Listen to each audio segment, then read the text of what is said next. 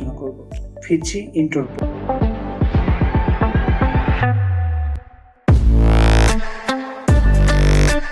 প্রথমে আমাদের জানতে হবে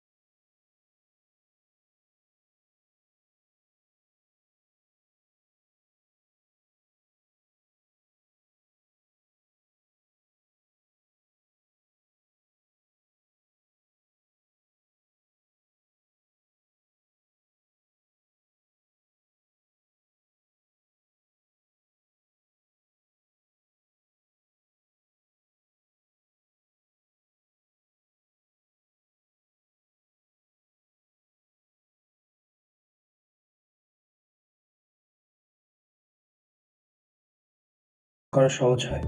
কম সময়ে দ্রুত সেবা। রোবটের মাধ্যমে দ্রুত পরীক্ষা ও চিকিৎসা সম্ভব, যা রোগীদের দীর্ঘ প্রতীক্ষা থেকে মুক্তি দেয়। কৃত্রিম বুদ্ধিমত্তার ব্যবহার। আধুনিক রোবটিকগুলোতে কৃত্রিম বুদ্ধিমত্তা যুক্ত করা হচ্ছে, যা রোগের পূর্বাভাস এবং চিকিৎসা পদ্ধতি উন্নত করতে সাহায্য করে। যদিও মেডিকেল রোবটের অনেক অসুবিধা রয়েছে, তবুও এর কিছু চ্যালেঞ্জও রয়েছে। এর মধ্যে অন্যতম হলো উচ্চ খরচ এবং প্রশিক্ষণের প্রয়োজন। এছাড়াও কিছু ক্ষেত্রে রোগী এবং ডাক্তারের জন্য এই প্রযুক্তির সাথে মানিয়ে নেওয়া একটি বড় চ্যালেঞ্জ হতে পারে। মেডিকেল রোবটের ভবিষ্যৎ সম্পর্কে তোমাদের কি মতামত?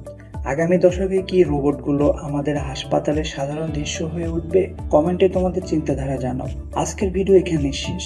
যদি তোমরা মেডিকেল রোবট নিয়ে আগ্রহী হও এবং এমন আরও টেকনোলজি সম্পর্কিত ভিডিও দেখতে চাও, তাহলে আমাদের চ্যানেলটিকে সাবস্ক্রাইব করতে ভুলবেন না। ধন্যবাদ এবং দেখা হবে আগামী পরবর্তী ভিডিওতে।